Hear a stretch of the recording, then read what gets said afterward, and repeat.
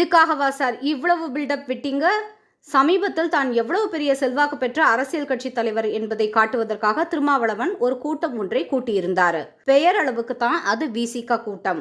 ஆனால் அது பாரத பிரதமர் நரேந்திர மோடி அவர்கள் மீதும் தமிழக பாஜக தலைவர் அண்ணாமலை அவர்களின் மீதும் இருந்த பயத்தின் வெளிப்பாடாக நடந்த ஒரு கூட்டம் என்பது இங்கு கேட்டா சின்ன குழந்தைக்கு கூட தெரியும். அதில் அண்ணாமலைய ஆட்டுக்குட்டி என்றெல்லாம் மறைமுகமாக விமர்சனம் செய்தார் திருமாவளவன்.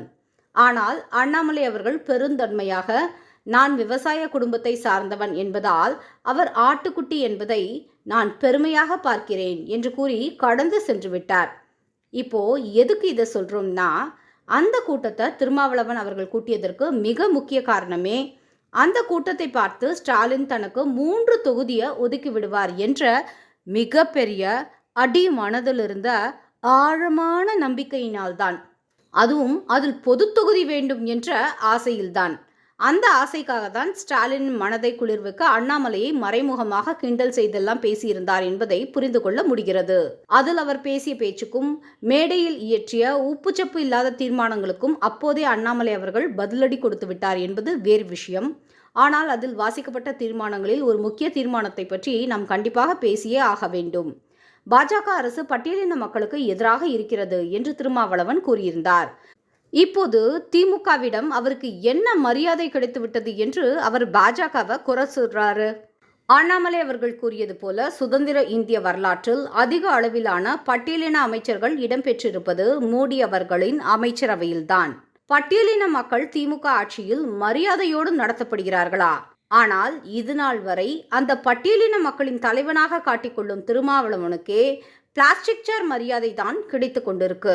சாராயம் குடித்து சாக கிடந்தவனை பார்க்க போன முதல்வர் பாதிக்கப்பட்ட வேங்கை வயல் மக்களை பார்க்க செல்லாததை பற்றி திருமாவளவன் இதுவரை வாய திறக்கல.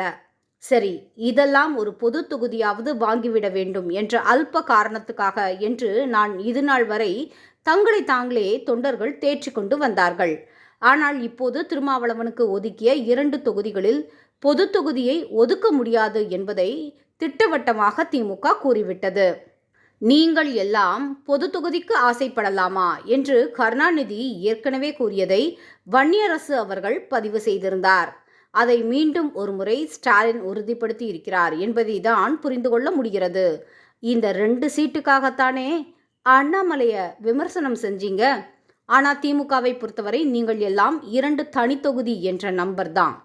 எந்த 2 சீட்டுக்காக வேங்கை வயல் சம்பவத்தில் கைகட்டி வாய்ப்புத்தி நின்றீர்களோ, எந்த 2 சீட்டுக்காக தயாநிதி மாறன் நாங்கள் எல்லாம் தாழ்த்தப்பட்டவர்களா என்று கேட்டபோதும் பார்த்து பக்குவமா தோழமை சுட்டினீங்களோ, அந்த 2 தொகுதி உங்களுக்கு கிடைத்துவிட்டது.